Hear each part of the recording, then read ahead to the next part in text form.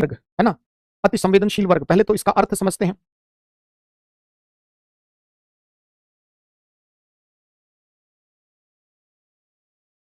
इसी को सुभेद्य वर्ग भी कहते हैं, कई जगह कमजोर वर्ग भी लिखते हैं, वीकर सेक्शन भी लिखते हैं। इंग्लिश में इसके लिए वल्नरेबल ग्रुप्स लिखते हैं, वीजी। तो पहला अति संवेदनशील, ये क्या बना रहा हूं जो बच्चा पूछ रहा था नोट्स, ये पूरा स्ट्रक्चर पे ही समझा रहा हूं। इसी को इंप्रूव कर लो, इसके लिए अलग से नोट्स बनाने की जरूरत नहीं है। 2 पेज पर चाहो तो किसी भी एक संवेदनशील वर्ग को वहां रख सकते हो। आशय, परिभाषा,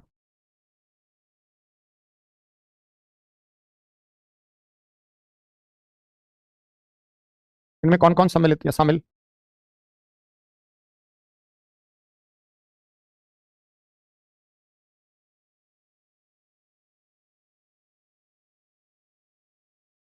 अति संवेदनशील वर्गों के प्रति भेदभाव का आधार स्ट्रक्चरल, संरचनात्मक,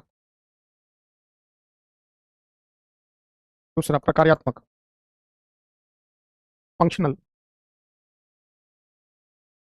हाँ, तुम याद जरूर दिलवाओ अद्विता, है ना।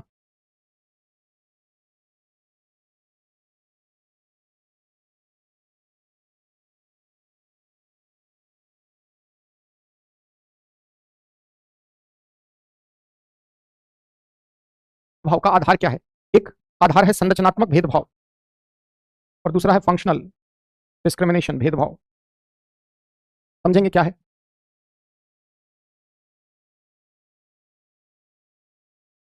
मुख्य समस्याएं इनकी क्या है? एक, वैसे तो समस्या अलग अलग सब में देखें, ओवरऑल अति संवेदनशील वर्ग की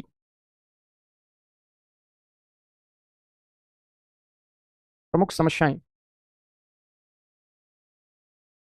सरकार की इनके प्रति संवेदनशीलता के आयाम, डायमेंशन ऑफ वल्नरेबिलिटी। सरकार इनको क्यों संवेदी मानती है, उसके डिफरेंट डायमेंशन क्या है? सामाजिक, सामाजिक संवेदनशीलता, आर्थिक, राजनीतिक, सांस्कृतिक,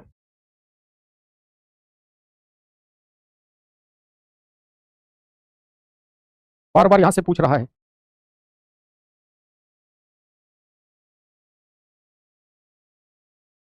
सरकार की इनके प्रति संवेदनशीलता के आयाम क्या है? Dimensions of vulnerability, social dimension of vulnerability है, इकोनॉमिक, पॉलिटिकल और कल्चरल।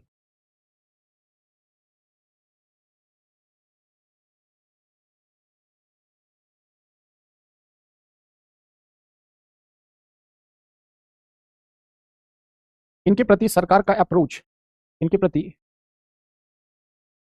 इनके विकास हेतु सरकार का अप्रोच एक है सुधारात्मक, रिफॉर्मेटिव, एक है एकीकरण या समावेशन, इंटीग्रेशन और इंक्लूजन, और एक सशक्तिकरण, एम्पावरमेंट। इंटीग्रेशन और इंक्लूजन, रिफॉर्मेटिव, सशक्तिकरण, सुधारात्मक, एकीकरण या समावेशन और सशक्तिकरण, एम्पावरमेंट। ओवरऑल चाहे कोई भी संवेदनशील हो, सरकार का जो अप्रोच है, उपागम,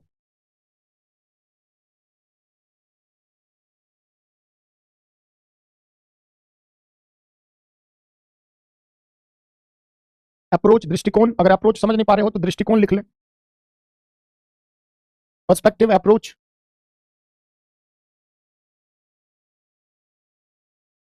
सरकार द्वारा इनके कल्याण, विकास, विकास एवं सशक्तिकरण हेतु प्रयास। ध्यान रखो बच्चों, जो सिलेबस का हेडिंग है ना, वो क्या कहता है जरा देखिए। तब आपको इसी स्ट्रक्चर पर सभी का तैयार करना है, चाहे ट्रांसजेंडर हो, चाहे पर्सन विद डिसेबिलिटीज हो, चाहे अनुसूचित जनजातियां हो, चाहे महिला हो, चाहे बच्चे हो, चाहे वृद्ध हो। सबका एक स्ट्रक्चर एक कॉपी पर बना के रख लो, है ना। ये सब रोज नहीं पढ़ी जाती है। तो क्या कहता है, जनसंख्या के अति संवेदनशील वर्ग के लिए ध्यान रखना कल्याणकारी योजनाएं, है ना। उनका परफॉर्मेंस, कार्य निष्पादन, इन अति संवेदनशील वर्गों की रक्षा एवं बेहतरी के लिए गठित तंत्र, विधि, संस्थान और निकाय सब दे दिया है, कुछ भी नहीं छोड़ा है। तो रक्षा एवं बेहतरी के लिए सरकार क्या क्या कर रही है? तो इनके सुधार के लिए, इनके लिए संवैधानिक प्रयास, विधिक या कानूनी,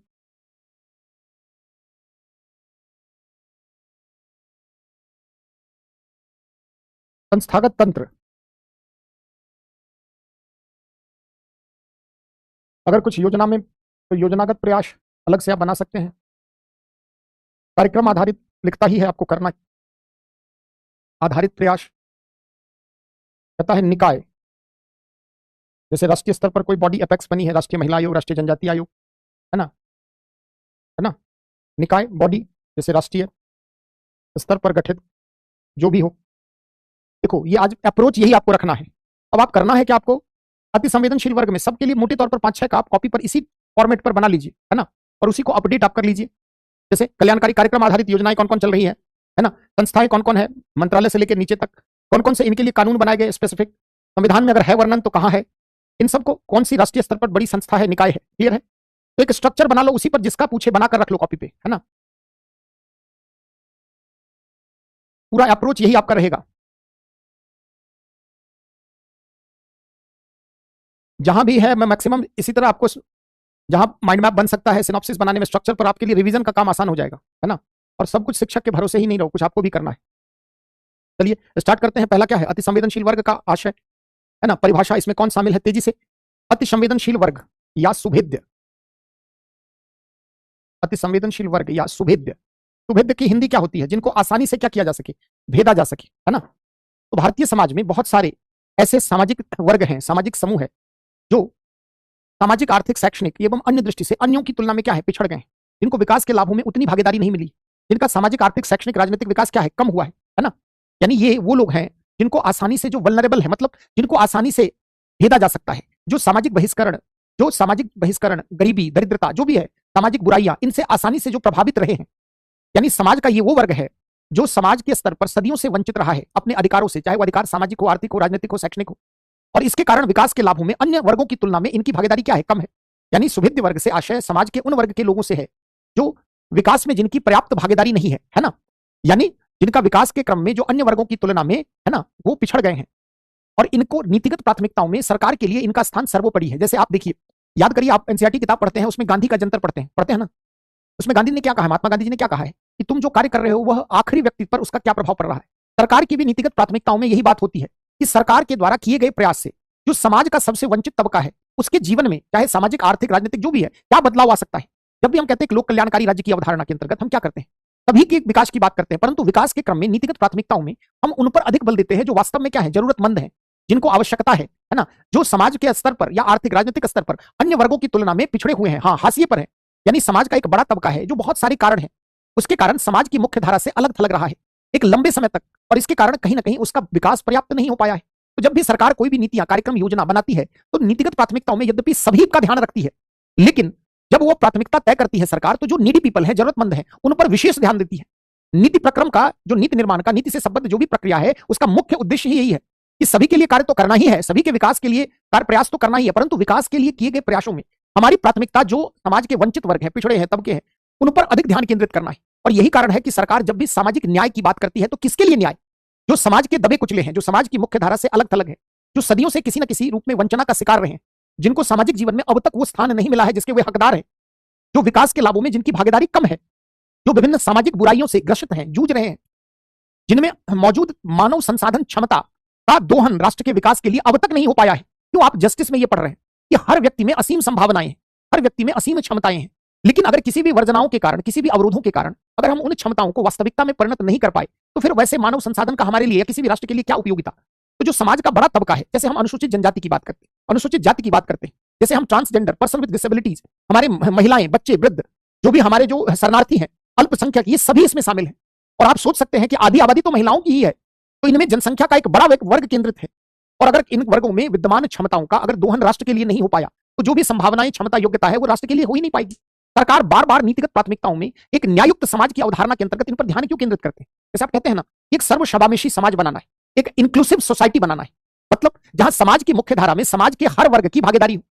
ऐसा ना हो कि समाज का एक बड़ा तबका जो है वो जीवन के मूलभूत अधिकारों से भी वंचना की स्थिति में है, जिनका सामाजिक, आर्थिक, राजनीतिक, शैक्षणिक पिछड़ापन की स्थिति आज भी बनी हुई है। जबकि आजादी के 7-8 दशक में भारत कहां से कहां पहुंचा, लेकिन आज भी बहुत सारे समाज की मुख्य धारा से अलग थलग ऐसे भी लोग हैं जिनको वास्तव में, जिनके विकास के लिए सरकार की चिंताएं हैं। तो ये सुभेद्य इसलिए है क्योंकि इनको आसानी से भेदा जा सकता है, मतलब इनके साथ दुर्व्यवहार किया जा सकता है, इनके साथ अपमान किया जा सकता है, इनका सामाजिक बहिष्कार किया जा सकता है। जैसे आप एग्जाम्पल से समझिए, वृद्ध, शारीरिक और मानसिक क्षमताओं में वृद्धावस्था में क्या होती है जी, कमी आ जाती है। 60-70 वर्ष की उम्र में शारीरिक क्षमता, मानसिक, बौद्धिक, शरीर के अंग भी क्या करते हैं, जवाब देने लगते हैं। तो ऐसी स्थिति में वृद्ध क्या है, वल्नरेबल है, उनके साथ आसानी के साथ दुर्व्यवहार किया जा सकता है, उनको आसानी के साथ अन्यों की तुलना में उनको आसानी के साथ उनके विरुद्ध अपराध को अंजाम दिया जा सकता है ना। जैसे बच्चे, जो हमारे बच्चे हैं 14 वर्ष से कम उम्र के, उनकी बौद्धिक क्षमता इतनी विकसित नहीं है कि वे अच्छा और बुरा नहीं समझ सकते। वैसी स्थिति में आपने सुना होगा आए दिन सार्वजनिक जीवन में बहुत सारे बच्चों के विरुद्ध बलात्कार, यौन हिंसा की घटनाएं होती है। क्यों? क्योंकि बच्चे जो है हमारे अबोध हैं, उनमें अभी समझ विकसित नहीं हो, गुड टच और बैड टच का फर्क वो नहीं समझते हैं, दुनियादारी की बातें उन्हें नहीं पता है। तो जो बच्चे हैं उनको आसानी से क्या किया जा सकता है, भेदा जा सकता है, मतलब कहीं ना कहीं उन्हें आसानी के साथ विभिन्न क्षेत्र में शिकार बनाया जा सकता है। तो बार बार सरकार यही कर रही है कि जो समाज के सुभेद्य वर्ग हैं, अति संवेदनशील वर्ग हैं, उनको समाज की मुख्य धारा में शामिल करना है। किसी भी कारण बस ये मान लीजिए समाज का मुख्य धारा है, मुख्य धारा से समाज का एक बड़ा तबका क्या है, वो सामाजिक हाशिए पर ढकेल दिया गया है ना। अब इन वर्ग में कई है, चाहे आप एससी कह ले, एसटी कह ले, चाहे आप ट्रांसजेंडर कह ले, चाहे आप पर्सन विद डिसेबिलिटीज कह ले, चाहे आप माइनॉरिटीज कह ले, है ना। ये सभी बच्चे, चिल्ड्रन, ये सभी क्या है, सुभेद्य वर्ग है ना। तो बच्चों के विरुद्ध कई घटनाएं, अपहरण है, चाइल्ड प्रोस्टिट्यूशन का एक इंटरनेशनल रैकेट काम करता है, जहां भारत से बहुत सारे बच्चियों को क्या किया जाता है, विदेश, तो इनका जो है इमोरल ट्रैफिकिंग होता है, अनैतिक दुर्व्यापार होता है। तो आप सोचिए कि एक बच्चा नहीं समझता है अच्छा बुरा क्या है, उसकी समझ इतनी विकसित नहीं हुई है। तो जिनको संरक्षण की आवश्यकता है, जो आसानी के साथ प्रताड़ित हो सकते हैं, जिनके विरुद्ध भेदभाव हो सकता है, तो नोट करिए 2 लाइन, है ना, लिखिए।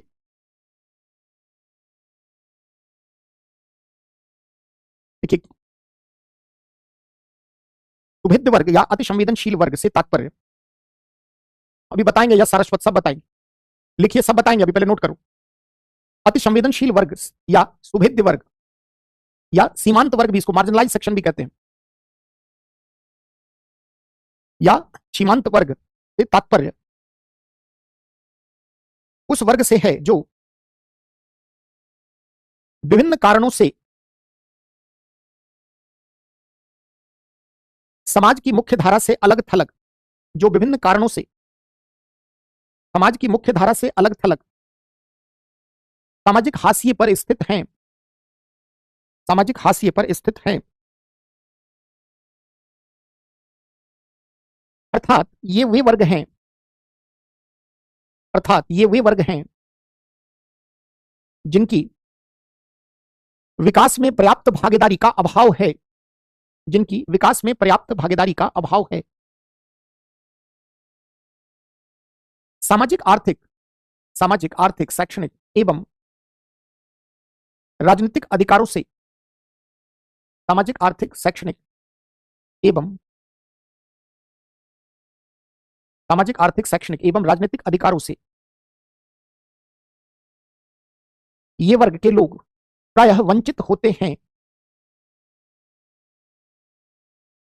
पैराग्राफ चेंज करके, सामान्य अर्थ में सुभेद्य का अर्थ जिसे आसानी से भेदा जा सके, सामान्य अर्थ में सुभेद्य वर्ग का तात्पर्य, सुभेद्य का अर्थ जिसे आसानी से भेदा जा सके, अर्थात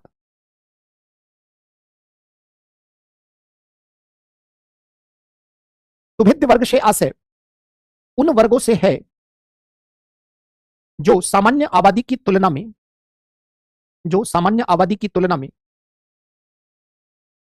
गरीबी, भुखमरी, बेरोजगारी, सामाजिक बहिष्करण,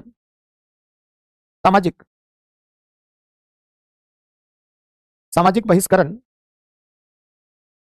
जैसी समस्याओं के अधिक जोखिम, जैसी समस्याओं के अधिक जोखिम का ये वर्ग सामना कर रहा है, ये वर्ग सामना कर रहा है।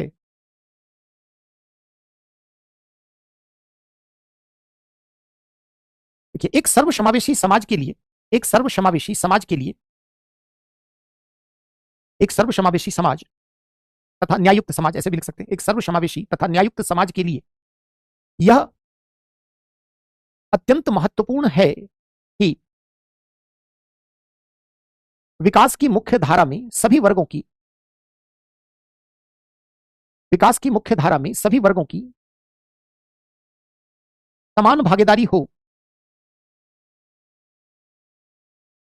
किसी भी विकास प्रक्रम या विकास प्रक्रिया किसी भी विकास प्रक्रम या प्रक्रिया की सफलता इस बात से निर्धारित होती है किसी भी विकास प्रक्रिया की या विकास प्रक्रम की सफलता इस बात से निर्धारित होती है कि उस प्रक्रिया का लाभ समाज के अंतिम व्यक्ति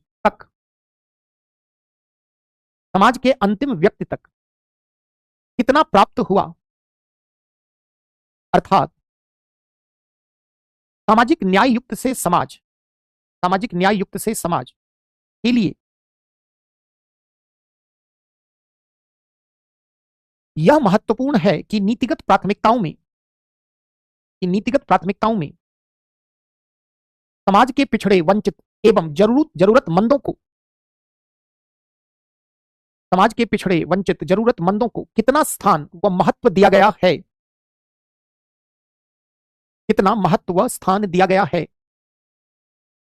आजादी के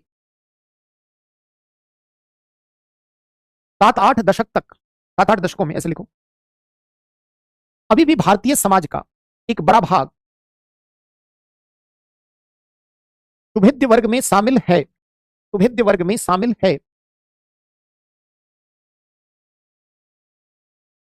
यह हमारे विकास प्रक्रिया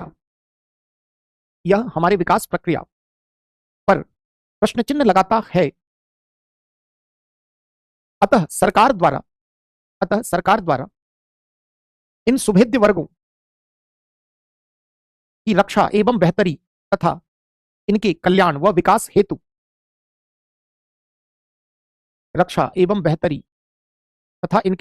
विकास हेतु हर स्तर पर प्रयासरत है। अब इनमें कौन कौन शामिल हैं तो मोटे तौर पर आप समझ लें।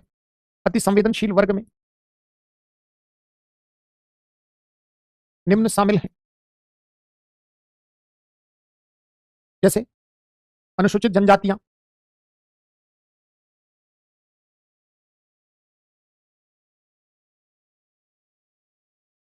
अनुसूचित जातियां, दिव्यांग, विकलांग या निःशक्त,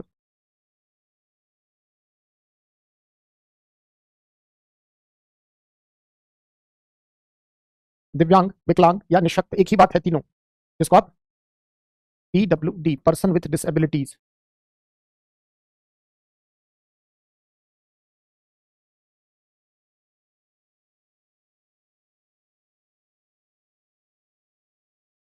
दिव्यांग, विकलांग, निःशक्त, ट्रांसजेंडर, किन्नर, तृतीय लिंगी,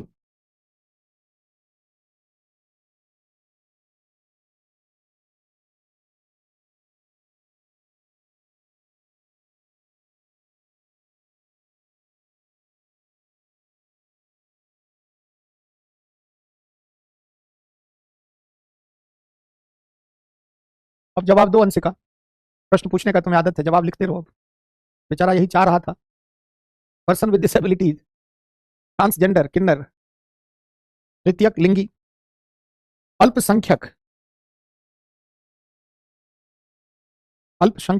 माइनॉरिटीज, बच्चे, वृद्ध, मैला ढोने वाले, कई है इसमें, मैला ढोने वाले, मैनुअल स्कैवेंजर्स, HIV एड्स से ग्रसित,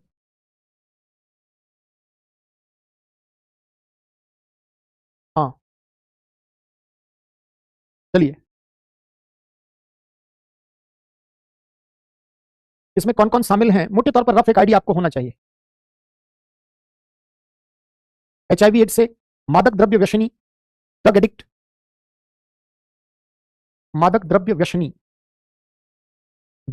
इंग्लिश में जिसको आप कहते हैं।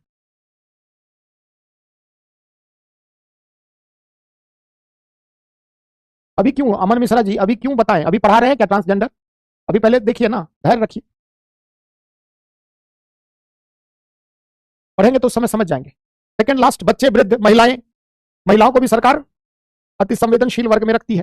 देखो अब इतना हम थोड़ी तैयार कर सकते हैं जो यूपीएससी ज्यादा जिससे पूछ रही है। आपने गौर किया होगा यूपीएससी ने दिव्यांग से 2-3 सवाल पूछा है ना,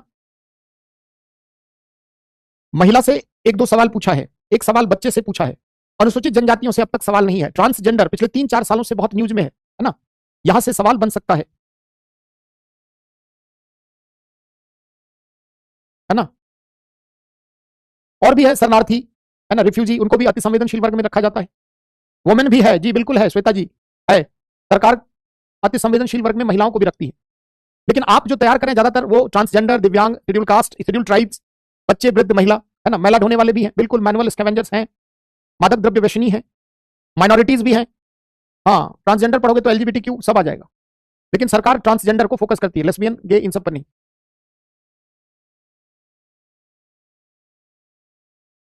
अल्पसंख्यक में जब पढ़ाएंगे बताएंगे। अल्पसंख्यक शब्द का अर्थ जो है ना अलग अलग संदर्भ में होता है, जिसकी संख्या कम हो।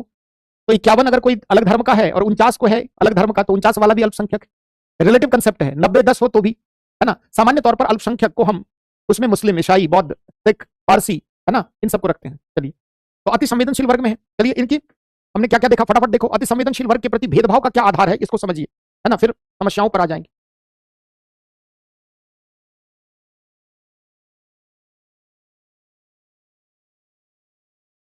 वर्ग के प्रति भेदभाव आधार, एक तो है स्ट्रक्चरल, हमारे सोसाइटी का स्ट्रक्चर ही है ऐसा, संरचनात्मक भेदभाव, और दूसरा है प्रकार्यात्मक, फंक्शनल।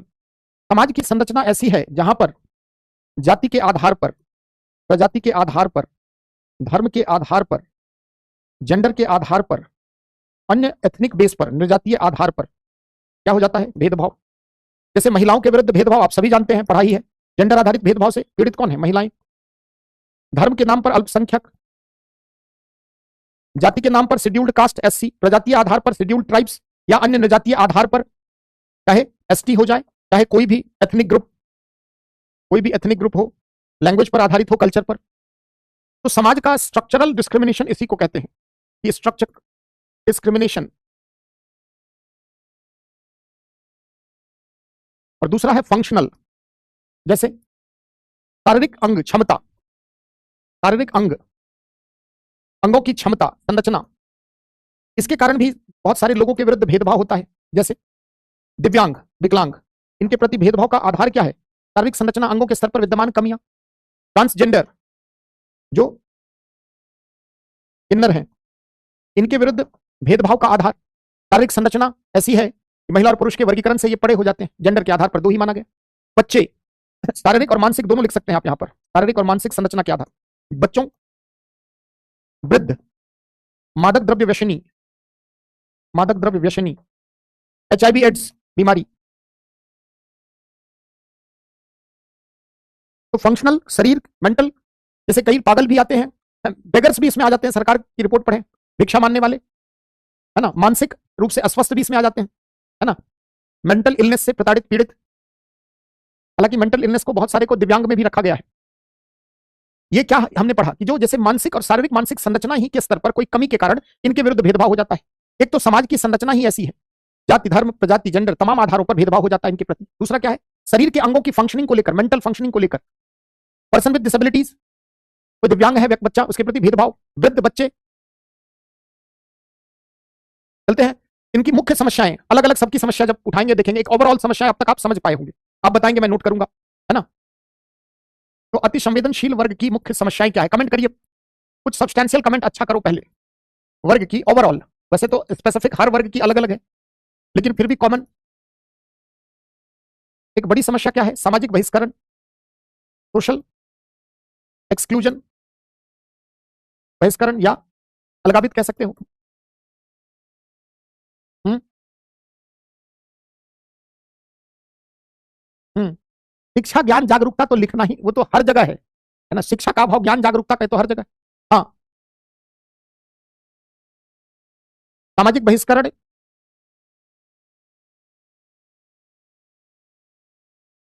समाज में इनके प्रति, समाज का इनके प्रति कठोर एवं असहिष्णु रवैया, सभी का नहीं, अधिकतर, अधिकारों से वंचना,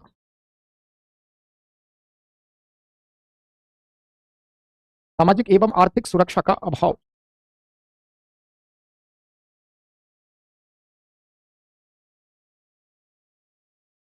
जीवन की गुणवत्ता निम्न स्तरीय,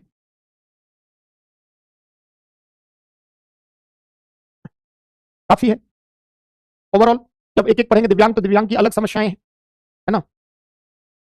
हाँ, भेदभाव वगैरह भी लिख सकते हैं, बहिष्करण, भेदभाव। चलिए आगे बढ़ते हैं। मेन जो है सरकार इनके प्रति संवेदनशीलता का आधार क्या है।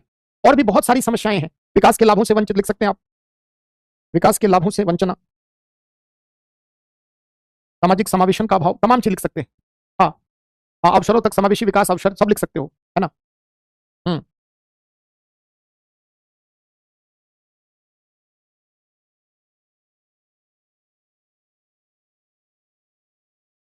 सरकार इनके प्रति संवेदनशील क्यों है, संवेदनशीलता के आयाम से प्रश्न पूछ रहा है ना। शिक्षा ज्ञान जागरूकता का भाव भी लिख सकते हैं, हर जगह चलेगा, यहां भी। चलिए हमने अब तक क्या क्या देखा, तेजी से देखिए। ओवरऑल एक पिक्चर क्लियर हो जाएगा। अति संवेदनशील एक को अगर समझ लोगे ना, नो वॉइस, आवाज नहीं जा रही है।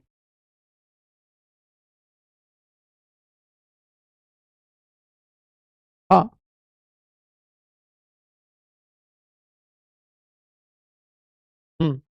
आवाज जा रही है। हाँ, बहुत सारे और भी लिख सकते हैं। चलिए, तो अति संवेदनशील वर्ग कौन है, इनमें कौन कौन शामिल है। अति संवेदनशील वर्ग के प्रति भेदभाव का आधार, संरचनात्मक, प्रकार्यात्मक, इनकी समस्याएं, सरकार की इनके प्रति संवेदनशीलता के आयाम, है ना, डायमेंशंस ऑफ वल्नरेबिलिटी, है ना। ऐसे लिख देते हो ना, क्या वॉइस कोमल चेक कर लिया करो, थोड़ा सा वेट कर लिया करो, 1 अरब कमेंट आया कि नहीं आया, है ना। सरकार की विभिन्न वर्गों के प्रति संवेदनशीलता का कारण, आयाम,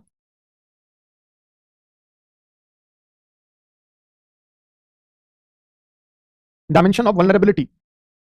अब सामाजिक न्याय में पढ़ रहे हैं, ये भी ध्यान रखना है। तो पहला है सामाजिक संवेदनशीलता, दूसरा आर्थिक संवेदनशीलता,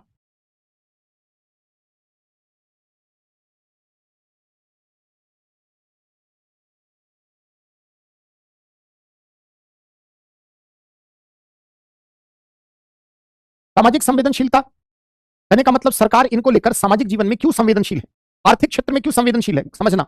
यानी इनके संवेदनशीलता के विभिन्न आयाम, क्षेत्र, स्वरूप, कुछ भी आप समझ सकते हैं, स्वरूप, क्षेत्र, है ना। सामाजिक क्षेत्र में तो पहले सामाजिक संवेदनशीलता, है ना। सामाजिक संवेदनशीलता, सामाजिक जीवन में इनको लेकर सरकार क्यों ज्यादा संवेदी है। पहली तो आप समझ सकते हैं कि जनसंख्या का बड़ा भाग क्या है, इनमें केंद्रित है। आप सोचिए, अनुसूचित जाति जनजाति लगभग हमारे देश में 8.5 से 9 के बीच में, है ना, अनुसूचित जनजातियों। और लगभग जो है 16% से 17% के बीच में हमारे यहाँ क्या है, नई जनगणना अभी रिपोर्ट नहीं आई है। तो आबादी का एक बड़ा जो है भाग जो है वो क्या है, इसमें बसता है।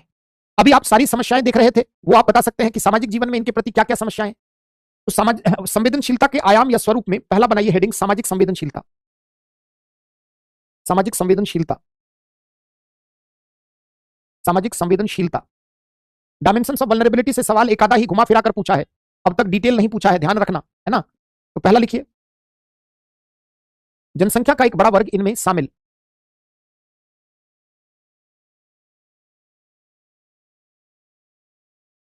दूसरा सामाजिक संवेदनशीलता,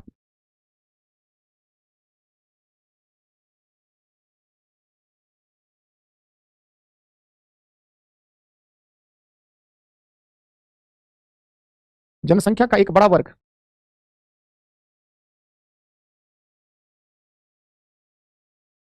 इनमें शामिल,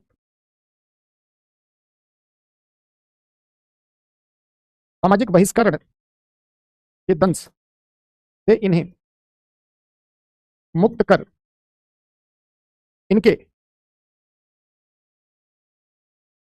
सामाजिक समावेशन हेतु, है ना, सामाजिक बहिष्करण के दंश से इन्हें मुक्त कर इनके सामाजिक समावेशन हेतु सामाजिक नेटवर्क के जरिए सामाजिक नेटवर्क के द्वारा सामाजिक पूंजी के सृजन हेतु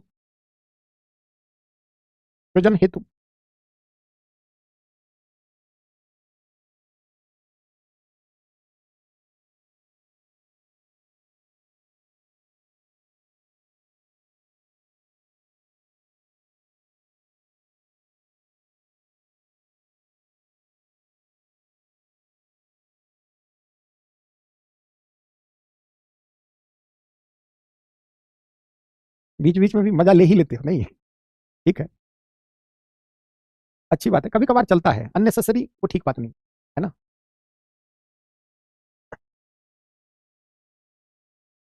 इन वर्गों से संबंधित विभिन्न सामाजिक बुराइयों, समस्याओं आदि का निदान कर इन्हें सामाजिक सुरक्षा प्रदान करने हेतु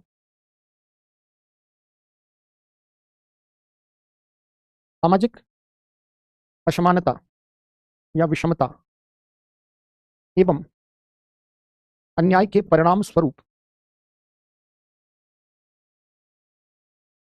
उत्पन्न विभिन्न चुनौतियों यथा नक्सलवाद, उग्रवाद,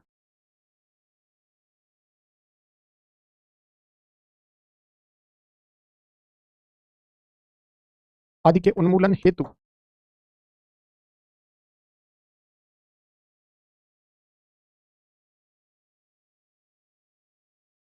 शिवानी की मेमोरी बहुत अच्छी है, चांद वाला की चंदा वाला।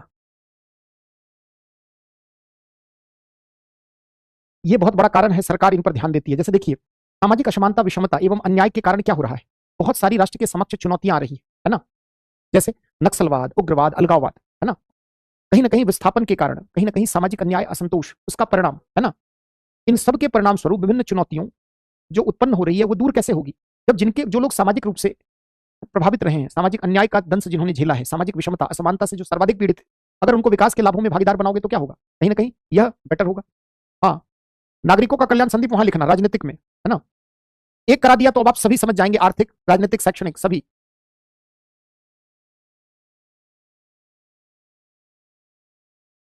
बचपन में कहानी पढ़ता था, याद है, शिकारी आएगा, जाल बिछाएगा, है ना, दाना। अब देखिए आर्थिक समावेशन, है ना, आर्थिक समावेशन, समझ रहे हैं, सामाजिक समावेशन के लिए सामाजिक न्याय की लक्ष्य, और राजनीतिक में हम ज्यादा लिखेंगे, है ना।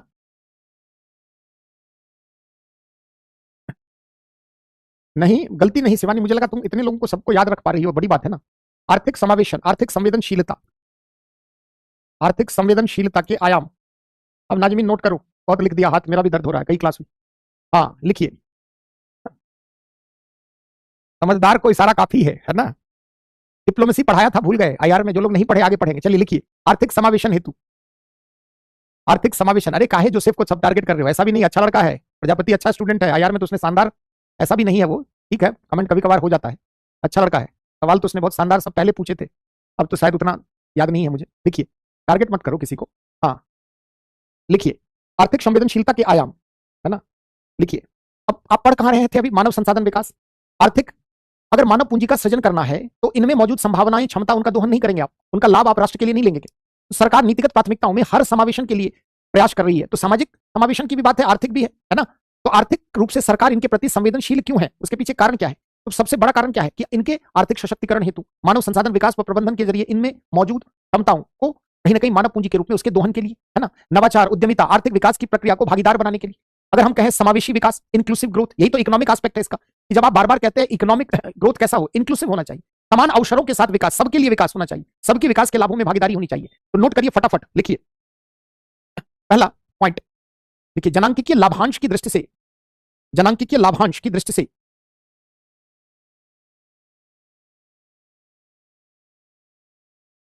डायमेंशन, आयाम को इंग्लिश में डायमेंशन बोलते हैं, है ना। देखिए जनांकिकीय लाभांश की दृष्टि से बड़ा वर्ग होने के नाते महत्वपूर्ण। दूसरा, मानव संसाधन विकास, मानव संसाधन विकास द्वारा मानव पूंजी के सृजन हेतु लिखिए, समावेशी विकास, समावेशी विकास, हर जगह डायमेंशन तो बोला ही है कई जगह। समावेशी विकास अर्थात समान अवसरों से सभी के विकास को सुनिश्चित करने हेतु, समान अवसरों के साथ आर्थिक विकास को सुनिश्चित करने हेतु। नेक्स्ट, आर्थिक सशक्तिकरण द्वारा आर्थिक विकास की प्रक्रियाओं को तीव्र करने हेतु, आर्थिक सशक्तिकरण द्वारा आर्थिक विकास की प्रक्रिया को तीव्र करने हेतु। मतलब आप सोचिए कि इनको लेकर जो डायमेंशन है उसका एक पार्ट जो है अलग अलग डायमेंशन है, डायमेंशन ऑफ वल्नरेबिलिटी। इसमें सोशल डायमेंशन है, इकोनॉमिक डायमेंशन है, पॉलिटिकल डायमेंशन है जो आप लिख रहे हैं, और कल्चरल,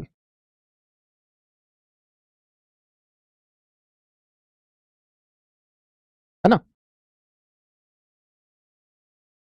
है ना। सोशल डायमेंशन अभी आपने नोट कर लिया, इकोनॉमिक डायमेंशन भी आपने नोट कर लिया, अब पॉलिटिकल और कल्चरल बस समझ लेंगे आप, काम हो जाएगा। राजनीतिक, इसका क्या है? सबसे पहली बात क्या है, राजनीतिक सहभागिता को बढ़ाना चाहती है सरकार इन वर्गों का भी, है ना। इनको आवाज कैसे, मंच कैसे मिलेगा? पॉलिटिक्स वो क्या करती है, इनको एक सशक्त मंच प्रदान करती है, आवाज। तो अगर ये अपने अधिकारों से ही वंचित रहेंगे तो इनका विकास अवरुद्ध रहेगा, सदियों से जिस अवस्था में आए उसी अवस्था में रहेंगे। तो राजनीतिक संवेदनशीलता के भी आयाम है, इनको राजनीतिक दृष्टि से इनको इनकी अधिकार आधारित मांग को पूरा करके कहीं ना कहीं इनको अधिक अधिकार संपन्न बनाना, है ना। इनको एक सशक्त आवाज इनकी प्रदान करना। लोकतंत्र क्या करता है, एक वॉइस भी तो, एक मंच भी प्रदान करता है। तो पॉलिटिकल डायमेंशन इनका बहुत सारा है। अगर हम पूरा संविधान पढ़ते हैं, सामाजिक न्याय, आर्थिक, राजनीतिक न्याय, न्याय युक्त समाज की स्थापना, ये पॉलिटिकल डायमेंशन है ना। तो हम इसमें वो सब भी दिखा सकते हैं, है ना, न्यायुक्त राष्ट्र या समाज की स्थापना हेतु, राजनीतिक सहभागिता में वृद्धि हेतु, अधिकार आधारित मांग, अधिकार आधारित मांग को पूरा कर इन्हें सशक्त बनाने हेतु, लोकतांत्रिकरण की प्रक्रिया के विस्तार हेतु सभी भागीदार हों, काफी है। पॉलिटिकल, कल्चरल डायमेंशन अगर हम कहें, सांस्कृतिक, तो हर समूह की अपनी कुछ ना कुछ क्या है, सांस्कृतिक विशेषता रहती है ना। कारण क्या है, अलग अलग मद में सरकार इनके लिए क्यों कर रही है, सरकार की सोच क्या है, वो डायमेंशन ऑफ वल्नरेबिलिटी है ना। बस समझने के लिए आप उस रूप में समझ लिख सकते हैं। कल्चरल डायमेंशन क्या है जी, कई इसमें एथनिक ग्रुप है, कई माइनॉरिटी ग्रुप है, उनके कल्चर को प्रोटेक्ट करना है। कई ऐसे हैं उनकी भाषा संस्कृति को संरक्षण देना है।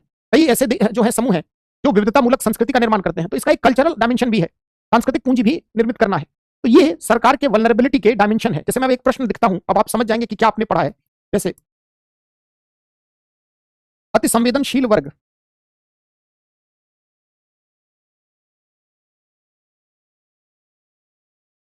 के प्रति राज्य या सरकार के संवेदनशीलता के विभिन्न आयामों को उद्घाटित करते हुए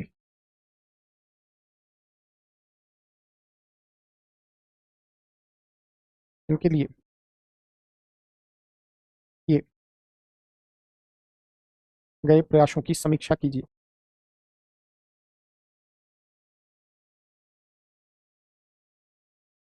है ना। मतलब सरकार अलग अलग क्षेत्र में, डायमेंशन में इनके लिए क्यों काम कर रही है, क्यों चाहती है सरकार। तो कल्चरल डायमेंशन बच्चों मैंने लिखाया नहीं, मोटे तौर पर बता दिया आपको। पॉलिटिकल डायमेंशन में और भी आप कुछ भी देते हैं, संविधान में वर्णित लक्ष्य की प्राप्ति के लिए, समतामूलक समाज की स्थापना के लिए कई चीजें आप जोड़ सकते हैं, है ना। हाँ, कल्चरल डायमेंशन में बहुत सारी इनकी संस्कृति के संरक्षण के लिए, है ना। चलिए, अति संवेदनशील वर्ग की संवेदनशीलता के विभिन्न आयाम। अब ये अप्रोच आप देख लीजिए, रक्षा एवं बेहतरी के लिए ये जो पार्ट है ये तो हर का अलग अलग आ जाएगा, है ना। जैसे मान लो ये जो पार्ट है ये तो हर का अलग अलग आएगा। जैसे मान लो एग्जांपल से आपको मैं बताऊं, जैसे वुमेन का अगर आप बना रहे हैं स्ट्रक्चर, तो महिलाओं के लिए क्या संवैधानिक प्रयास है उसको बना लीजिए स्ट्रक्चर पे। विधिक कौन कौन से कानून बनाए, कौन कौन सी संस्थाएं कार्य कर रही हैं, उनके लिए राष्ट्रीय स्तर पर कौन सा गठित आयोग है। जैसे आप राष्ट्रीय, मैं समझाने के लिए बता रहा हूं, राष्ट्रीय महिला आयोग, है ना, राष्ट्रीय महिला कोष हो, योजनागत प्रयास में क्या क्या हुआ अलग प्लान पीरियड में, कार्यक्रम कौन कौन से चल रहे हैं, ये आप स्ट्रक्चर जो है वह हर जगह बता सकते हैं, है ना। लास्ट अप्रोच के पार्ट पर समझते हैं, इनके विकास हेतु क्या सरकार का अप्रोच रहा है, दृष्टिकोण रहा है, ओवरऑल समझें। अति संवेदनशील वर्गों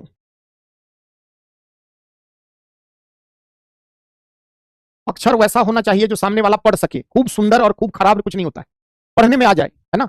अति संवेदनशील वर्ग के प्रति के कल्याण और विकास हेतु सरकार का अप्रोच,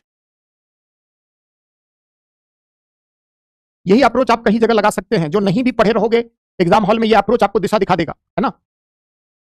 कंट्रोल, कंट्रोल, जैसे इसमें हम लोग कई अप्रोच के अंतर्गत कई चीजें हो सकती है ना।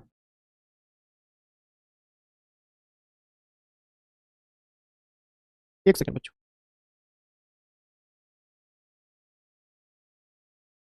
सुधारात्मक,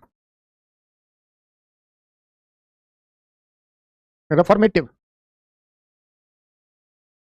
एकीकरण या समावेशन और सशक्तिकरण। जैसे सरकार क्या करती है, पहले एक ही दिन में जो है ना, वह सशक्तिकरण के प्रयास को नहीं लगा देती, है ना। धीरे धीरे सुधारात्मक, पहले इनकी स्थिति को सुधार के लिए सरकार प्रयास करती है। जैसे अगर आप गौर करेंगे तो सुधारात्मक से भी पहले एक स्टेज आता है ना। इससे पहले सरकार इनके मुक्ति के लिए कार्य करती है। इसको हम कहते हैं मुक्ति की अवधारणा, इनके उत्थान, कल्याण। सुधारात्मक के बाद का स्टेज क्या है, एकीकरण या समावेशन, और इसके बाद सशक्तिकरण। जैसे मान लीजिए, आप एग्जाम्पल से समझिए, है ना। मान लीजिए एग्जाम्पल, जैसे अनुसूचित जनजातियां या मान लो महिलाओं की स्थिति सशक्त बनाने के लिए पहले क्या क्या हुआ। पहले महिलाओं की मुक्ति के प्रयास किए गए। मुक्ति का प्रयास मतलब सामाजिक जीवन में समाज सुधार आंदोलन वगैरह जो भी सरकार उस समय थी प्रमोट कर रही है ना। कल्याण जो है ना, यानी कल्याण का मतलब जब आपकी निर्भरता, है ना, किसी अन्य व्यक्ति पर हो, किसी अन्य संस्था पर हो, है ना। तीसरा क्या है, उत्थान, जब थोड़े बहुत प्रयास से आपको आगे बढ़ने के लिए सरकार कुछ ना कुछ कार्य करे या कोई भी संस्था। सुधारात्मक का मतलब क्या है, रिफॉर्मेटिव का मतलब क्या है कि उनकी स्थिति में सुधार करना, है ना। यह सुधार कई तरह से हो सकता है ना। जैसे संस्थागत सुविधा के जरिए उनको ऋण प्रदान करके, जो भी चीजें फैसिलिटी प्रदान करके, अधिकार प्रदान करके, उनको कई अधिकार, चाहे वह सामाजिक हो, चाहे आर्थिक हो, चाहे राजनीतिक हो। सुधारात्मक में उनको समाज के स्तर पर आगे बढ़ाने हेतु एक दिन में कोई जनजाति, कोई भी समूह, जातीय, कोई भी एथनिक ग्रुप, कोई भी वल्नरेबल सेक्शन एक दिन में हो जाता। सरकार 7 दशक से प्रयास कर रही है, अब तक प्रयास ही प्रयास चल रहा है, क्यों नहीं हो पा रहा है। तो सरकार सुधारात्मक के अंतर्गत संस्थागत सुविधा बढ़ाती है, संस्थाएं बनाती है, उनके लिए अधिकार उनको प्रदान करती है, बहुत सारे संवैधानिक, विधिक, तमाम समाज के स्तर पर आगे प्रमोट करने के लिए सहचारी वातावरण बनाती है। इन सबसे जब फायदा नहीं होता है तो उनके एकीकरण की बात करती है। एकीकरण का मतलब क्या है, समावेशन का। एकीकरण या समावेशन के अंतर्गत सरकार क्षमता में वृद्धि का प्रयास करती है। सरकार द्वारा क्षमता में वृद्धि कैसे, इसके लिए सरकार जो आपको अप्रोच पढ़ाया, मानव संसाधन विकास, है ना, शिक्षा, स्वास्थ्य, कौशल विकास, इन सब के क्षेत्र में सरकार प्रयास करती है। कोई भी जो भी समूह हो, है ना, कि उनका कैपेसिटी कैसे बिल्डअप करें, उनको कैसे रिसोर्स में कन्वर्ट करें, ह्यूमन रिसोर्स के रूप में कैसे डेवलप करें। इससे क्या होगा कि कल तक वो समाज की मुख्य धारा से अलग थलग थे, है ना, सामाजिक हाशिए पर थे सदियों से। जो भी वल्नरेबल सेक्शन है, सोशली मार्जिनलाइज सेक्शन के रूप में सामाजिक हाशिए पर थे। सरकार ने पहले सुधारात्मक प्रयास किया, थोड़ा बहुत सुधार हुआ। एकीकरण से सरकार क्या करिए, धीरे धीरे उनके समाज की तरफ लौटने के लिए उनकी शिक्षा, स्वास्थ्य, कौशल विकास आदि पर ध्यान दे रही। अब अगर इससे भी काम नहीं होगा तो सरकार अगला चरण क्या लाती है, सशक्तिकरण। सशक्तिकरण मतलब हर तरह से शिक्षा, रोजगार, हर क्षेत्र में स्वयं के डिसीजन मेकिंग कैपेसिटी को बिल्डअप करना। तो जो सरकार का अप्रोच है, चाहे अनुसूचित जनजातियां हो, चाहे महिला हो, चाहे ट्रांसजेंडर हो, चाहे दिव्यांग हो, यही अप्रोच गवर्नमेंट की पॉलिसी मेकिंग में रहता है कि पहले उसके इमेंसिपेशन, मुक्ति के लिए काम करो, है ना, थोड़ा बहुत उसके कल्याण के लिए काम करो। फिर रिफॉर्मेटिव मेजर के तहत संस्थागत संरचना को मजबूत करो, है ना, उनको अधिकार वगैरह प्रदान करो। अगला क्या है कि अब उनको समावेशित, उनमें क्षमता निर्माण करो, जैसे मानव संसाधन विकास वाली अवधारणा। और इनसे नहीं हो तो फिर क्या करना है, सशक्तिकरण। सशक्तिकरण मतलब आपको विमेन में भी पढ़ाया था कि स्वयं के प्रति विश्वास की भावना, डिसीजन मेकिंग में इन्वॉल्व करो। तो जो सरकार पूरा तंत्र है, जितने भी अति संवेदनशील ग्रुप हैं, जो भी सुविध वर्ग हैं, उनके डेवलपमेंट के लिए सरकार का यही अप्रोच है ना। तो इसी के आधार पर अलग अलग हम लोग देखेंगे। कल हम लोग पर्सन विद डिसेबिलिटीज देखेंगे। देखो सभी नहीं मैं कराऊंगा, 2-3 करा दूंगा ताकि आपको आइडिया लगे, है ना। नोट्स आपका है पीडब्ल्यू का, उसमें आप पढ़ सकते हैं। जैसे हम लोग जहां से प्रोबेबल क्वेश्चन बन सकते हैं, जैसे ट्रांसजेंडर देख लें, पर्सन विद डिसेबिलिटीज है, शेड्यूल्ड ट्राइब्स है, वो है। बच्चे कहोगे तो थोड़ा बच्चों से, है ना। महिला हमने महिला वाले टॉपिक में बहुत करा दिया है, 2-3 हम लोग करेंगे, ठीक ना। चलिए कल पर्सन विद डिसेबिलिटीज जो भी मैटर है, पीडब्ल्यू के बुकलेट में मैंने देखा था, कमजोर वर्ग करके एक सेक्शन था, उसमें दिया हुआ है। चलिए जिनको कोई सवाल है पूछिए, जिनको कोई नहीं, जाइए भैया। बहुत शुभ रात्रि, थैंक यू।